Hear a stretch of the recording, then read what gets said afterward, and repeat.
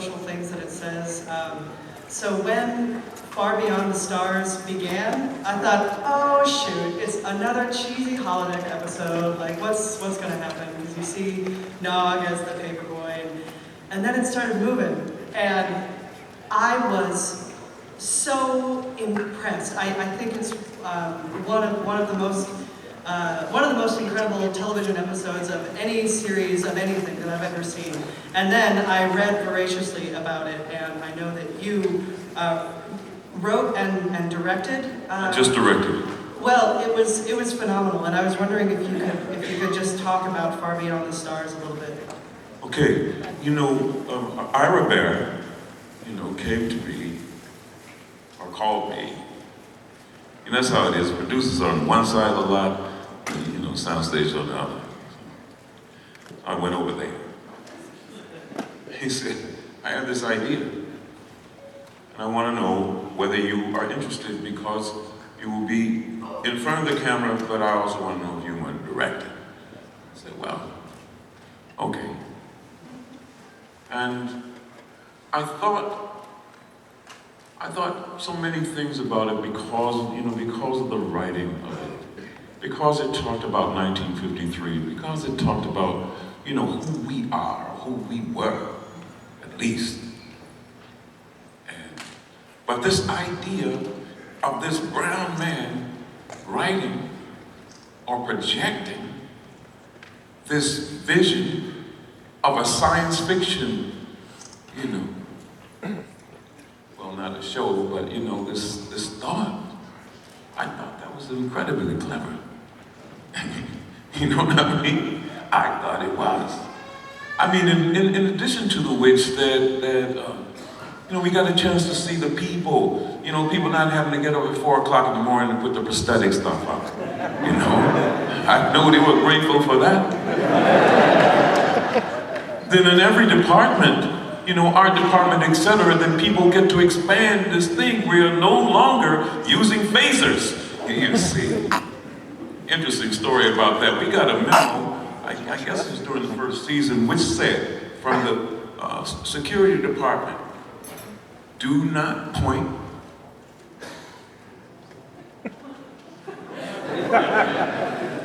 You know what I'm saying? It was a memo. Ha! Keep your phaser in its holster until you have to use it. But anyway, there's something. Can I say something about that episode? Just because I'd love to hear you talk about it a little bit more. Because I think that episode is a distillment of what Star Trek is all about, and I think that's why it has resonated with fans, because it is very much us looking to the future, looking for hope, and we had a guy doing the same thing that we were doing, but in even more trying circumstances. And it also just deconstructed story, period. Because you took all the characters and you said they don't have to be space characters. They can be human characters. They can be characters working in a city. They can fill a whole other story. And that just keeps going. You can write any kind of story with all of the characters that existed on Deep Space Nine. I agree. I agree. What is this thing? Cisco's father. The end. He said, you are the dreamer and the dream. What an incredible notion that is. I mean, that's at any time, isn't it? Any epoch, any era. Now, later, yesterday. Okay. How you doing? This is probably a dangerously open-ended question right here. Careful. Alright, my question is about the Cisco character and really what you thought of it. As far as, it started out as to me the three basic character traits at the beginning were he was a doting father, he was a military man, and he was a moral leader. And then he became this messiah character, and it seemed like the focus was less on those three traits and more of this, literally, he became a Jesus character at the end of the show. And what are your personal feelings and thoughts about that and that journey? Well, I don't know about Jesus. to be a god, there's gotta be a lot of work. I don't know, I always viewed it as Cisco was rising to the occasion reluctantly. You know, he was in an uncomfortable spot. He didn't want to have this power that he had, but he had some power, and he was smart and moral enough to say, well, let me use it for good. Well, that's true. I mean, that goes to the writing, but to answer your question another way, you see, wherever African people are in the world, let's assume that 400 years hence will be the same. That you can always talk about African people in relation to spirit and the divine. So it's certainly, Cisco was reluctant, but I looked at it, purely in terms of that. A relationship with spirit and the divine is exactly, the legacy of African people in the diaspora world.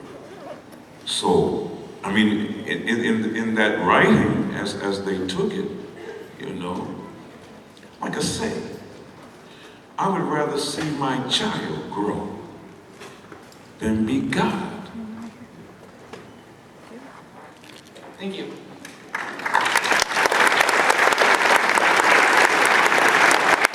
I really enjoyed watching the documentary The Captains, and I was wondering what it was like for you to be in the same room and hang out with another captain, William Shatner.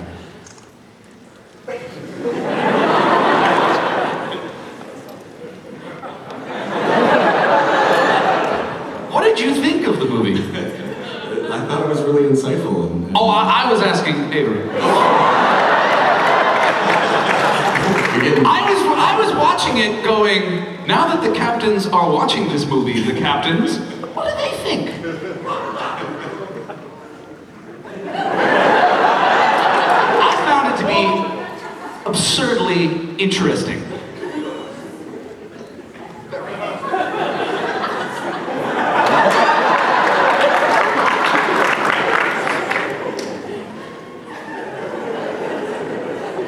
I think I liked it more than you did. I didn't say I didn't like it.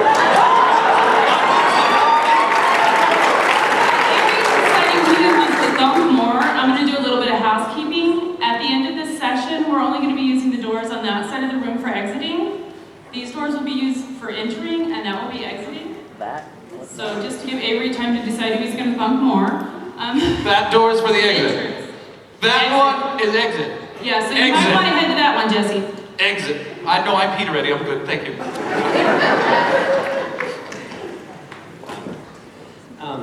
In the original series, I believe there was a scene that called for Kirk to kiss Uhura, and that was a big deal because it was a white man kissing a black woman, and there was controversy around that. It was significant.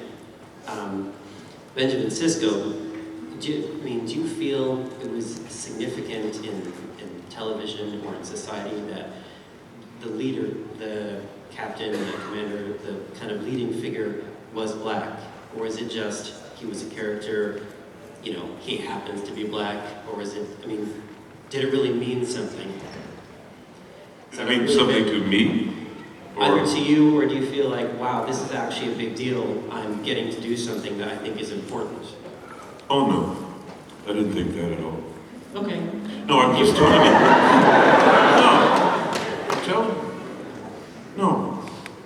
If every day I wake up and I say to myself, okay, I'm going to do a brown male thing today. People say, what was it like being, a black captain? You can't play that. Dude, I got cast on Star Trek, and guess what color I am? You can't play that. Brown. How do you play a color? You can't do that. What I can do is wake up in the morning, like I told you, as Samuel and Eva's child. And who is that? A human being. And brown and male and American and all these things. That's what I bring. And they saw that and decided they were going to do that. There was nothing in what I read, at least, which identified him as such. Thank you. That's actually exactly what I wanted to know. Okay. So thank you.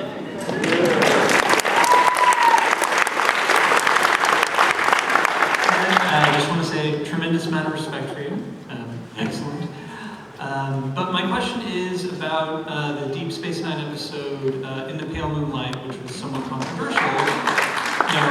darker than Star Trek had traditionally done before. I was wondering what your opinions on it were.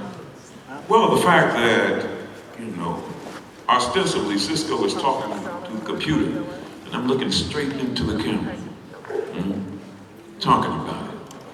And so, it again, when we talk about this darker thing, or people who have said it about this darker thing, actually Deep Space Nine, in my mind, resembles us. Yeah, totally. You know what I mean? And to that extent, it was more difficult. Ira Bear talked about them as writers making this left turn for you. How do you make this palatable? How do you make this comfortable? Especially with a man who doesn't want to be here. You know what I mean? How do you look? Those things. We're talking about homelessness and terrorism and all these things. Is that right? Gender identity. That's us. So none of it bothered me. Oh, I take that back. Ella Moran.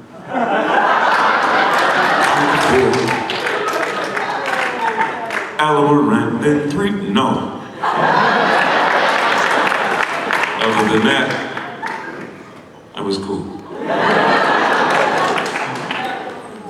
Hi, coming here, and this just came to me, hearing you talk about race, like, why do I have to be black, can't I be me? Basically. That really spoke to me, being half black, half white, in my entire childhood, being forced to try and choose either one in elementary school and stuff. But my question was, in the captains, me and my parents found out you were a musician. And, That's right. Yeah, and we both really, or all three of us, loved your music. And I was wondering if you would sing like a verse for us.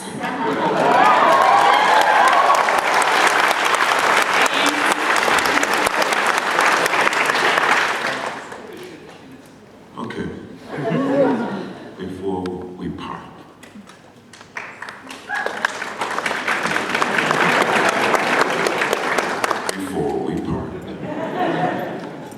He'll get to it. Before we part.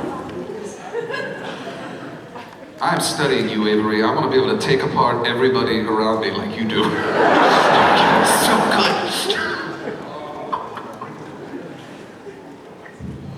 Mr. Brooks, my name is Shelley, and this is not about Deep Space Nine. This is about a scene that I saw you in, and you were wearing a pork pie or a fedora, I don't remember which. And I had this little epiphany, you see. Jazz kind of saved my life. Bill Evans, John Coltrane patented for me to Union Marcellus. Jazz very much saved my life. And I saw you in this pork pie, and I thought, that man right there, Avery Brooks, this man needs to play Thelonious Monk sometime. And I've actually harbored this scene for some years. That's how strongly that. Well, the reference was exactly that. That was in Far Beyond the Stars. I mean, that hat. That pork pie hat. I mean, again, in the resemblance of Monk. The piano in the kitchen. Thelonious Monk. And a piano in his kitchen. I mean, so, as a matter of fact, in that particular episode, everything that you saw in Far Beyond the Stars, and you looked in Benny Russell's apartment, there were a couple of times where we panned through the apartment, and the books, and there was a door, a real door from the Dogon tribe in Mali, who discovered Sirius B hundreds of years before people in the West, astrologers knew it existed. So, yeah, Monk, you're absolutely right. I would love it if you think about it. And just one more thing, the only episode of Star Trek or Deep Space Nine that I remember, the episode where you had to betray your conscience to start a war, I thought that was a phenomenal delivery. Shelley, have you considered voiceover?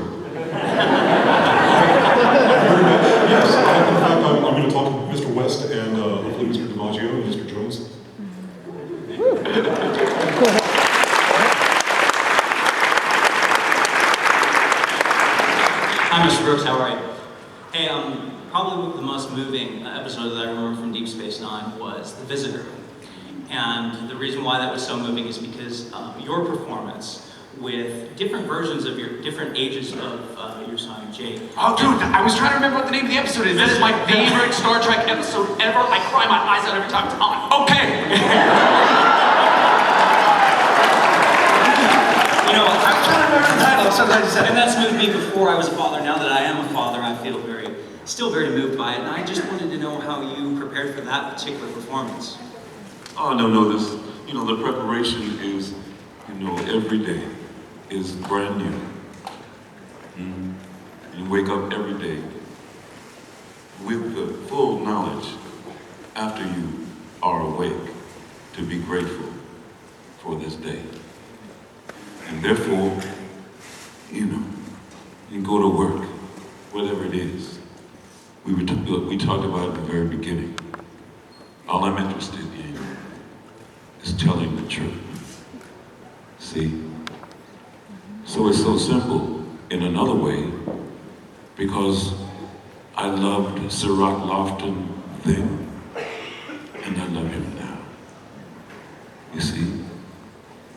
And so most of what you witnessed in the exchange between us, and indeed Tony Todd in this instance, but most of what you saw, I'd say all of it, was real. Thank you.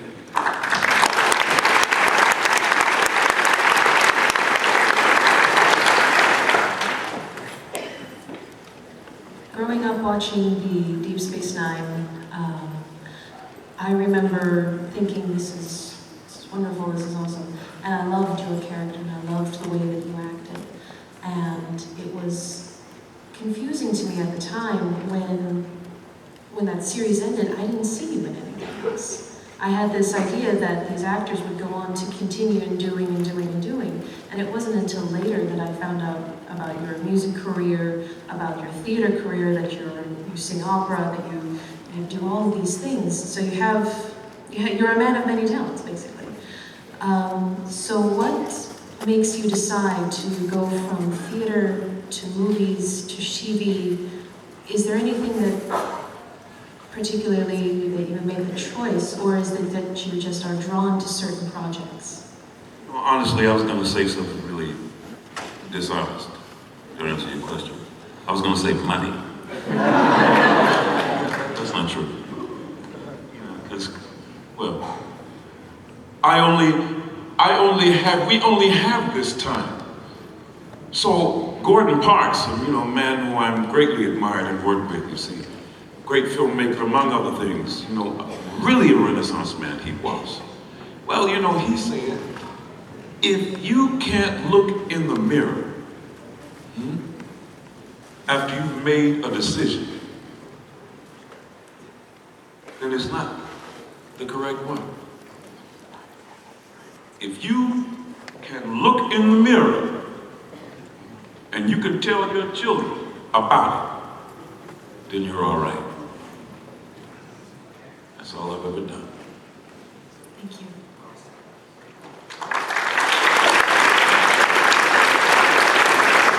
Miss Brooks, I've been a fan of yours since I was a young man. And growing up with my grandfather, he said that you were one of the coolest men on television. Not playing Benjamin Sisko.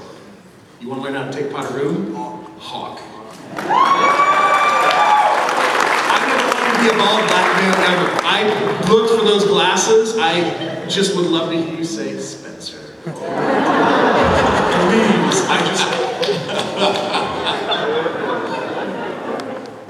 I got paid to say that.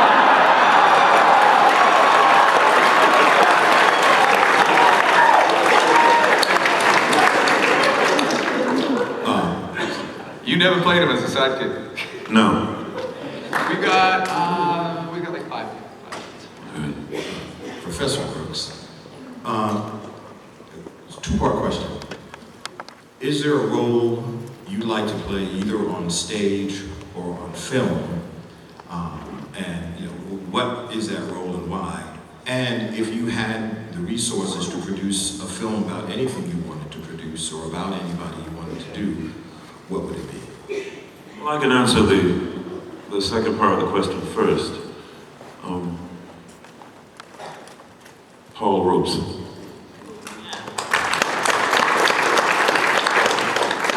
Do you know who he is? Yeah. Not you.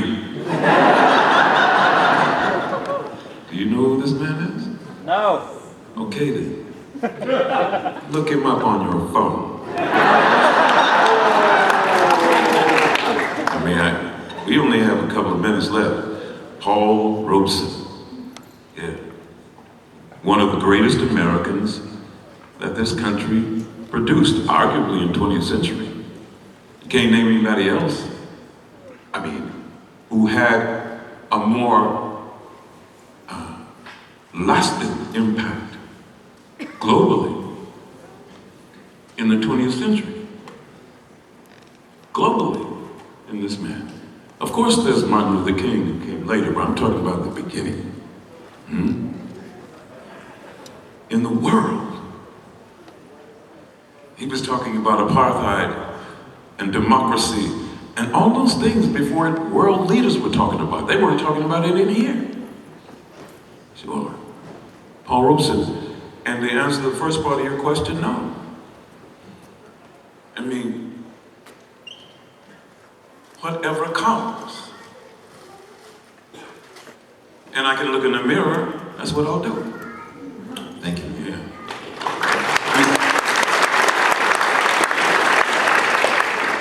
If we go speedy, we can probably get to all these questions, so if we can, I know that's hard for you. It's not hard for you, Grant. You can go as fast or slow as you like, but you understand. So what made you, Ms. Brooks, decide to do theater instead of medicine or law or becoming a Wall Street reader? My mom told me that she would disown me if I ever went into banking, so I became a scientist instead.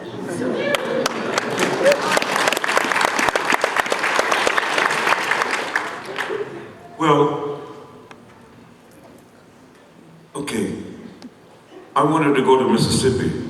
That's where all my people are from. You know, in the beginning of the Civil Rights Movement. And my parents told me no. In part because of my temperament, they felt I wouldn't survive it. Gordon Parks, again, wrote this book called Choice of Weapons. In the paraphrase, he says, you know, one of the most important weapons that you have is your mind. And also love, of course. And so in the 60s, with the Civil Rights Movement, the war, all these things going on, then I chose to use the things that I had been given. Yeah, my voice, my mind, my heart, you see? And so theater became a tool for me, as it still is. It's a way to talk about the world. That's exactly what it is. No more for me, not even money. Okay, we gotta go, though. Yeah, we're close. One more. Thank you, Mr. Brooks, for being here. My question is about the episode Bada Bing, Bada Bang, which is the casino heist episode of the last of the Fontaine series. And I want to know how you felt about Cisco's take on that episode, because here you were, an actor playing a man in a version of our future that could be. And when your character is asked to go to the past, he has objections based on what the past was, and he doesn't want to go because he has problems playing in a version of the 60s where he would have been accepted in a casino. So there's this contradiction of this wonderful contradiction of you being this actor who sort of is painting a picture of what we could be, yet that actor has a problem going backwards. And did you have creative input into that? And how did you feel about that overall? No, I didn't have any creative input. But certainly the fact that they registered, you know, just in like 1953 or 1960 or whatever the time is, you register what's going on. You know, the contradiction is this.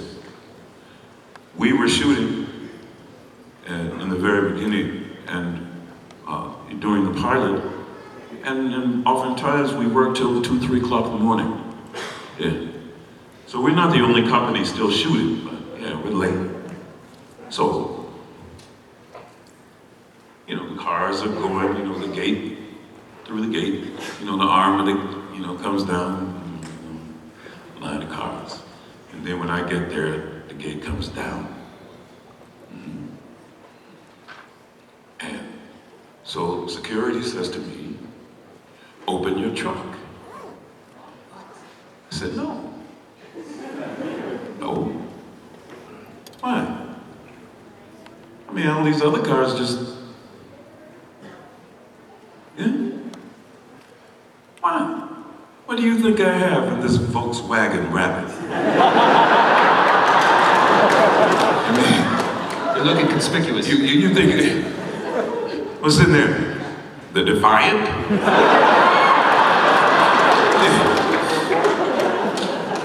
But you know what I'm trying to say, that, you know, the contradiction or the paradox of it all, we can't get away from.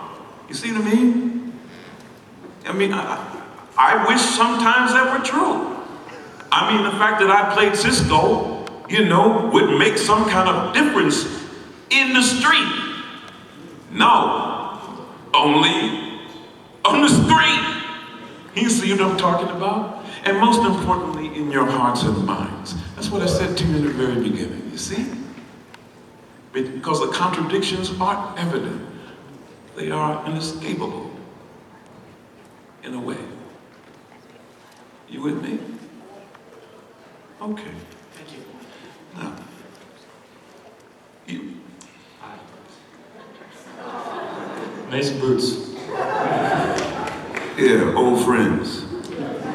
I have a very broad question about music. Actually, is there any particular musical group that has influenced you or you respect, or anything in your work that is affected by musical ability? Well, you know, I could talk about the whole world in terms of music. I suppose we could. We could. You know, metaphorically and otherwise. Everything is music. You know, the music of the night, the music of the morning. You know, the voice of the turtle, the voice of the land. I mean, we could talk about everything in terms of music. But you know, I was born in music in that way. I can't remember a time where music was not present in my life. You know, my mother, pianist, organist, my father, a singer, not by vocation. But this is what you hear, it's a facsimile of that voice, Samuel's voice, see? But music, I mean, music, Bernice Regan says music is necessary as air. Eric Dolphy said, once you play it, it's in the air. You can never recapture it again. For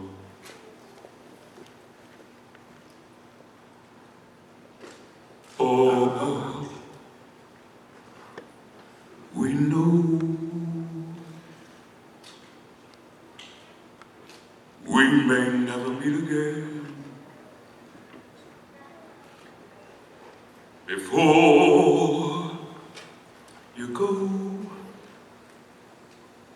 make this moment sweet again.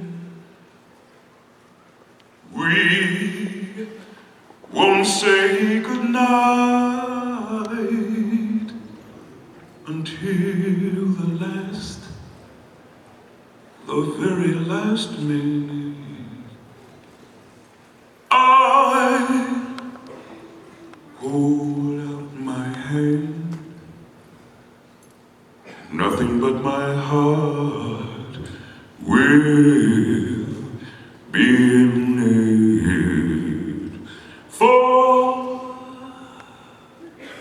all we know. This may only be a sweet dream. We come and we go like the ripples in a stream. So love me now. Tomorrow was meant for some, but tomorrow may never come for all.